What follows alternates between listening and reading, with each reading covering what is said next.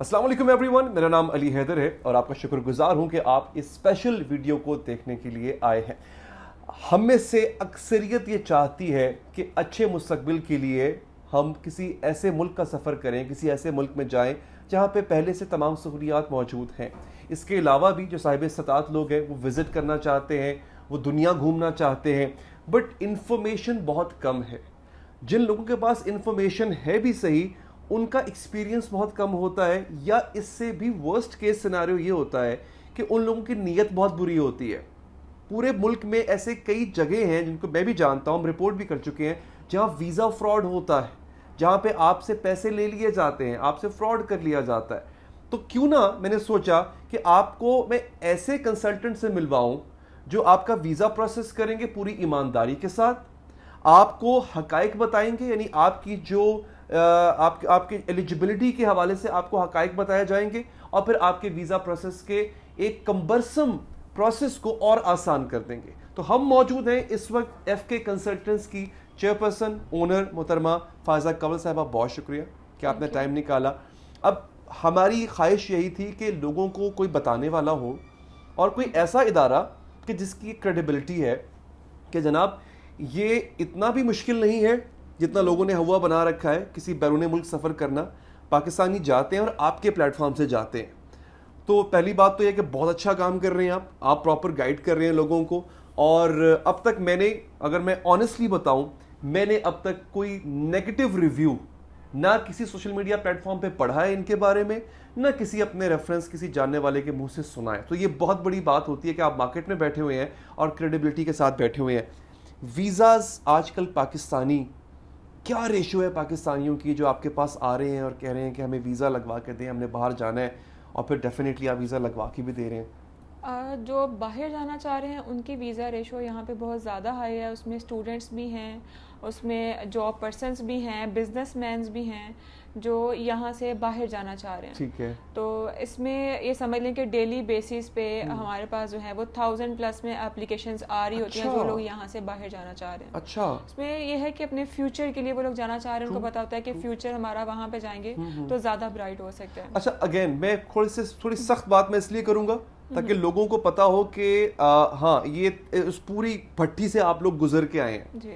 क्या आप, अगर कोई आपके पास आए कहता है कि मुझे वीज़ा चाहिए, आप उससे एप्लीकेशन ले लेते हैं या आप उसको बताते हैं, गाइड करते हैं कि देखो तुम्हारी ट्रैवल हिस्ट्री इस तरह की है, तुम्हारा बैकग्राउंड इस तरह का है, तुम्हें ये कंट्री सूट करता है, ये कंट्री सूट नहीं करता, ये करो ये मत करो, क्या ये भी बताते हैं आप उनको? देखिए, हम लोग कंसल्टेंट्स हैं तो कंसल्टेंट का बेसिक काम यही होता है कि कंसल्टेंसी प्रोवाइड करना। ठीक है। यानी कि अगर एक क्लाइंट हमारे पास आया है, उसके डॉक्यूमेंट्स कंप्लीट नहीं है, उसको बताना है कि आपके डॉक्यूमेंट्स किस कंट्री के लिए एलिजिबल हैं, आप किस कंट्री में आप अप्लाई कर सकते हैं। लेकिन समटाइम उसमें ऐसा होता है कि अगर हमारे पास एक क्लाइंट आया है किसी एक स्पेसिफिक कंट्री के लिए, उसके डॉक्यूमेंट उसके अकॉर्डिंग नहीं भी हैं, उसको कुछ सजेशन दे दें कि आप इस कंट्री में पहले अप्लाई करें, यहाँ से आपके वीज़ा के चांसेस ज़्यादा हैं, उसके बाद किसी अदर कंट्री में चले जाएं। लेकिन उसमें भी लोगों को प्रॉब्लम ये हो रही होती है कि नहीं, मैं जिस कंट्री के लिए आया मुझे इसी कंट्री के लिए करना है। हाँ। शायद हम लोग उसका वीज़ा अप्लाई नहीं कर सकते हैं या हमारे पास ऐसे सोर्सेज नहीं है, तो यहाँ पे समटाइम सजेशन देने का भी उल्टा ही हमें रिस्पॉन्स आ रहा होता है। अच्छा, लेकिन नहीं, अगेन फिर भी आप, मुझे जितना आपके रिव्यूज सुन के पता चला कि लोग आपकी बात सुनते हैं, आप की बात मानते हैं और आप उनको एक सिंसियर एडवाइस दे रहे होते हैं। तो ये इस बात का आपने ख्याल रखना है दोस्तों, तभी फ्रॉड होता है, तभी आप ठगे जाते हैं। और आपने इस वीडियो के एंड तक बने रहना, क्योंकि मैंने इनसे पूछना है और इन्होंने मुझे ऑफ द रिकॉर्ड इससे पहले बड़ी कमाल की चीज़ें बताई थी। कुछ टिप्स ऐसे हैं जो अगर आप जान लें तो आप कम से कम किसी फ्रॉडिये के हाथ नहीं चढ़ेंगे। आप इनके पास भले बाना आए, लेकिन आप किसी और के पास जाने से पहले वो एक चेकलिस्ट है, वो आपने लाजमी देख लेनी है।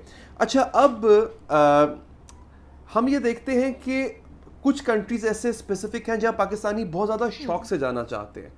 वो कंट्रीज कौन से हैं फायजा जी, और वहाँ पे वीज़ा की रेशियो क्या है? जैसे कि हमारे पास मोस्टली क्लाइंट्स आते हैं कनाडा के लिए, यूरोप के लिए, आयरलैंड के लिए, क्योंकि ये कंट्रीज सेटल्ड होने के हवाले से बहुत अच्छे ऑप्शन हैं यहाँ पे। क्योंकि ये कंट्रीज अगर आप विजिट पे जाते हैं वहाँ पे वर्क भी कर सकते हैं, अपने विजिट को आगे पीआर में कन्वर्ट भी कर सकते हैं। जैसे कि अगर हम फ्रांस की बात करें तो फैमिली विजिटर्स के हवाले से और सेटल्ड होने के हवाले से फैमिली के साथ फ्रांस अभी भी बहुत अच्छा ऑप्शन अच्छा। है, और इसके साथ ही स्पेन लगता है। स्पेन सिंगल के हवाले से बहुत अच्छा है, जो आपको सेटल्ड होने के हवाले से वहाँ पे काफ़ी ज़्यादा अपॉर्चुनिटीज अगर मिलती फैमिली सेटल करवानी है तो फ्रांस बेहतरीन ऑप्शन है, और फ्रांस के वीज़े इन्होंने लगवा के दिए हैं, आपका भी लग जाएगा, आप लोगों ने देर नहीं करनी है। अच्छा, इसके साथ साथ और इसके साथ कनाडा, ये हमेशा से बहुत अच्छा ऑप्शन रहा है, और हर पर्सन ही जो है वो कनाडा में जाना चाहता है। ठीक है, यहाँ पे क्योंकि- गर्मी से तंग है मेरा ख्याल है। नहीं, उसमें ये होता है कि वहाँ पे आपको वर्क बहुत इजीली मिल जाता है। ओवर ऑल द वर्ल्ड सिर्फ कनाडा ही है जो आपके विजिट को वर्क में ऑप्शन देता है कन्वर्ट करने का, क्योंकि वो ऑलरेडी पाकिस्तान से ही आपको टीआरसी वीज़ा दे रहा है, और उसका अभी बहुत अच्छा टाइम है, मार्च से लेके सितंबर तक इसका बहुत अच्छा टाइम होता है वीज़ा अप्लाई करने का, क्योंकि इसमें एक तो वहाँ पे वेदर नॉर्मल होता है, और दूसरा इसमें बहुत बड़ी एक एग्जीबिशन लगती है इनकी सितंबर में,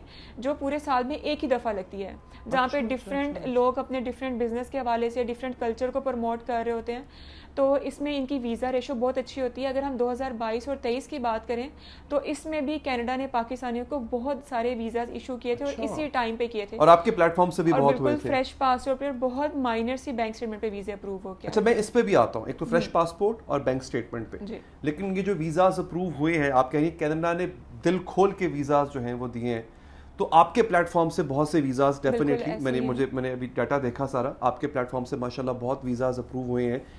ये आपने कहा ना कि विजिट पर भी कनाडा आपको वर्क वीज़ा दे देता होता है, ये बहुत बड़ा कैच है, क्योंकि यहाँ पे कनाडा आपको डिपोर्ट नहीं करता है। जैसे बाकी कंट्रीज में अगर आप ओवरस्टे हो जाते हैं तो वो आपको डिपोर्ट करके निकाल देता है, कनाडा आपको डिपोर्ट नहीं करता है। इसलिए मोस्टली लोग जो यूएसए में सेटल्ड हैं वो भी कनाडा में जाते हैं सिर्फ पीआर लेने के लिए, क्योंकि उसकी पीआर आपको जल्दी मिल जाती है विद इन 1 ईयर 2 ईयर। अगर आपने कोई वहाँ पे इलीगल एक्टिविटी नहीं की है तो आप 1 साल के बाद भी पीआर की एलिजिबिलिटी रखते हैं। This is very good, this is amazing, ये बहुत अच्छी बात है। तो कनाडा एक बहुत कमाल का ऑप्शन है। अगेन जो इनके पास आया वो फिर कनाडा ही गया सीधा, अब तक तो मैंने ये देखा है। अच्छा, फ्रेश पासपोर्ट और बैंक स्टेटमेंट, जरा ये बता दें फ्रेश पासपोर्ट क्या होता है, एक आम जानने वाले के जिसका पहली दफा पासपोर्ट बना, वो कहीं और नहीं गया, कोई ट्रैवल हिस्ट्री नहीं है, क्या ये मतलब है इसका? फ्रेश पासपोर्ट का बिल्कुल यही मतलब है कि उसके ऊपर कोई ट्रैवल हिस्ट्री नहीं है, किसी भी कंट्री का वीज़ा नहीं है।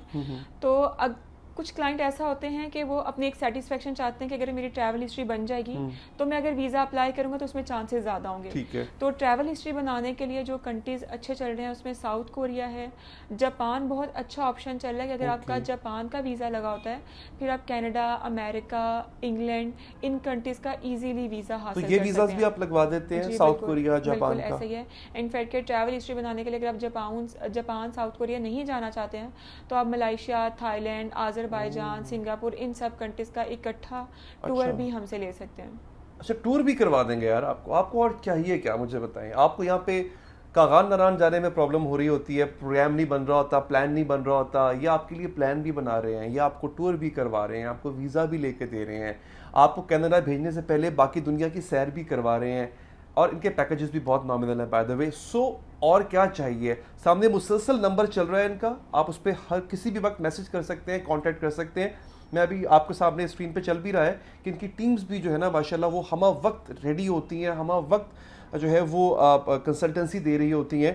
तो they have a very enthusiastic team of youngsters. अच्छा, कुछ और भी चीज़ें हैं, फ्रॉड से कैसे बचना है उसके लिए थोड़ी देर आपने मेरे और साथ रहना है, क्योंकि ये चीज़ें जानना आपके लिए बहुत ज़रूरी है। लोग नहीं बताते हैं, मैंने आगाज़ में इनसे पूछा था, लोग कहते हैं बस यार आप पैसे दे दें, हमें पैसे दें और आपका वीज़ा लग जाएगा। उसके बाद वो आदमी भी उड़न छू और आप जो है वो बस बरतानिया के, कनाडा के ख्वाब लेके बैठे होते हैं, ख्वाब भी देखते रह जाते हैं। अच्छा, अब हम यूरोप में जो है आपने कहा कि स्पेन और फ्रांस जो है वो बहुत इस वक्त एलिजिबल हैं। इस वक्त जो है वो जो टॉप कंट्रीज़ हैं ओवरऑल अराउंड द वर्ल्ड, वो कौन से हैं जहाँ पे जाना भी चाहिए, जहाँ पे काम भी मिल जाएगा, जहाँ पे फ्यूचर भी है? मिस फायजा, टॉप कंट्रीज में अगर हम देखें तो जापान और साउथ कोरिया, उसके साथ न्यूजीलैंड अभी बहुत अच्छा ऑप्शन चल रहा है। पहले न्यूजीलैंड का मसला ये आता था कि उसके बायोमेट्रिक के लिए सिर्फ कराची जाना पड़ता था, एक ही सेंटर था। ठीक है। अभी उसके बायोमेट्रिक नहीं होते हैं, डायरेक्ट ऑनलाइन एप्लीकेशन है, ई वीज़ा है उसका। तो न्यूजीलैंड में सेटल होने के हवाले से बहुत अच्छे ऑप्शन हैं। ऑस्ट्रेलिया है, कैनेडा है, यूके है, और शेंजन में हमारे पास इटली है, पुर्तगाल है, इन कंट्रीज़ में सेटल होने के ऑप्शंस बहुत अच्छे हैं। लेकिन इशू ये है कि इन कंट्रीज़ की डायरेक्ट पाकिस्तान से अपॉइंटमेंट मिलना थोड़ा सा मुश्किल है। अच्छा। डायरेक्ट अपॉइंटमेंट नहीं मिलती है। ठीक है। तो इसमें यह है कि आप के पास वीज़ा पूरे यूरोप का होता है 27 कंट्रीज़ का। ठीक है। तो आप इटली जाने के लिए आप स्पेन में लैंड कर सकते हैं, जर्मनी में कर सकते हैं, फ्रांस है, आपके पास ऑस्ट्रिया है, डेनमार्क है, ये ऑप्शंस हैं।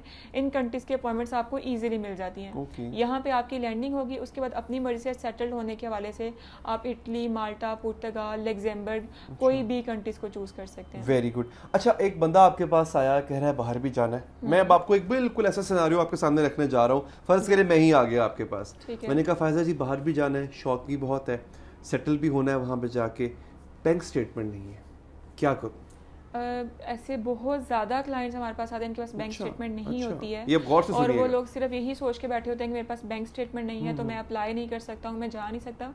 बैंक स्टेटमेंट बेसिक ही होता है कि यहाँ से तो आप विजिट पे जा रहे हैं ना, तो विजिट का मतलब होता है कि अगर आप वहाँ पे जाते हैं तो वहाँ पे जाते हैं तो अपने एक्सपेंसेस निकाल सकते हैं, तो आपने अपना एक बजट बनाना होता है। अगर आपके पास अपनी बैंक स्टेटमेंट नहीं है तो अपने फैमिली में ब्लड रिलेशन में किसी की भी आप बैंक स्टेटमेंट साथ अटैच कर सकते हैं।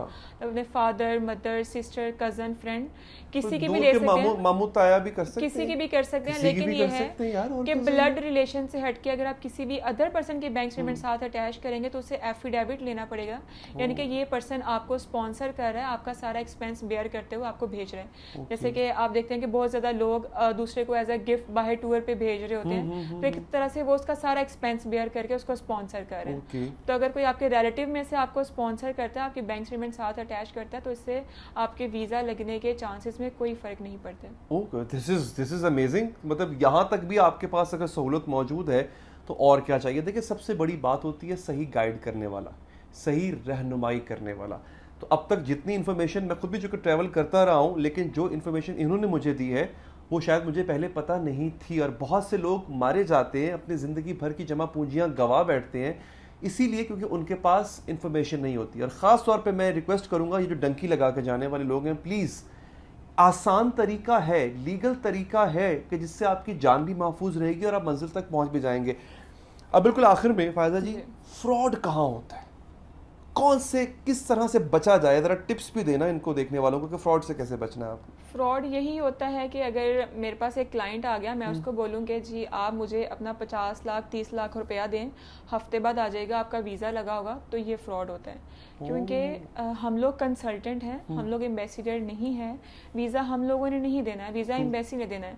हमने उनकी रिक्वायरमेंट्स को सामने रखते हुए आपकी एप्लीकेशन को आगे प्रोसीड करना होता है। तो आप लीगल वे में अपनी एप्लीकेशन को अप्लाई करवाएं। यानी जो आपसे कोई पहले पैसे मांग ले और उससे आप कागज ना मांगे, आपसे पैसे मांग ले बस पहले, उससे भागें। देखिए, उसमें ऐसा नहीं होता है, एक रिक्वायरमेंट्स भी होती हैं, जैसे कि उनकी एम्बेसी की रिक्वायरमेंट होती है कि अपना एक पर्पस क्लियर करना होता है। ठीक है। क्योंकि विजिट पे आप जा रहे हैं, आप वापस आ जाएंगे, ये आप मुझे बता रहे हैं, मुझे पता है, एम्बेसडर को इस चीज़ का नहीं पता है, उसको हमने ऐसा कोई डॉक्यूमेंट्री प्रूफ देना है। तो उस चीज़ के लिए हमें कोई ऐसा डॉक्यूमेंट साथ अटैच करना ज़रूरी है जिससे उसकी सेटिस्फेक्शन हो सके, पर्सन वापस आ सकता है।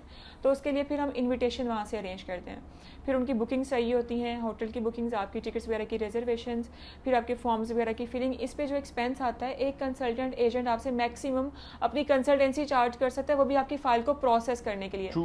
लेकिन इससे हटके अगर कोई आपसे डिमांड करे 5 लाख 10 लाख 20 लाख, उससे ऑनवर्ड 50 लाख 1 करोड़ तक, तो मतलब ये आपकी फाइल प्रोसेस नहीं हो रही है, बल्कि एक फ्रॉड चल रहा है। क्योंकि वीजा की फीस वही है जो आपने एम्बेसडर को दे देनी है। बाकी हर कंसल्टेंट एजेंट अपनी सर्विसेज के चार्जेस ले सकता है।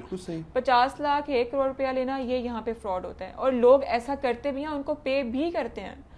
और वो लोग पे कर रहे होते हैं जिनको चीजों के बारे में बिल्कुल भी पता नहीं है, जिनको इन्फॉर्मेशन नहीं है, वो बस सब्ज बाग उनको दिखाए जाते हैं। ऐसे। और वो ऐसा होता है कि जी अगले 10 दिन में ये बंदा वाकई में कनाडा अमेरिका बैठा होगा और वहाँ पे बैठ कर काम कर रहा होगा, जबकि वो मेरे पास बल्कि ऐसा है कि लास्ट वीक में 4-5 क्लाइंट ऐसे आए थे, उनको किसने बोला कनाडा के लिए 22 लाख रुपया हर बंदे से उन्होंने चार्ज किया कि आप 1 हफ्ते बाद आ जाएगा, आपको यहाँ से ट्रैवल करवाएंगे।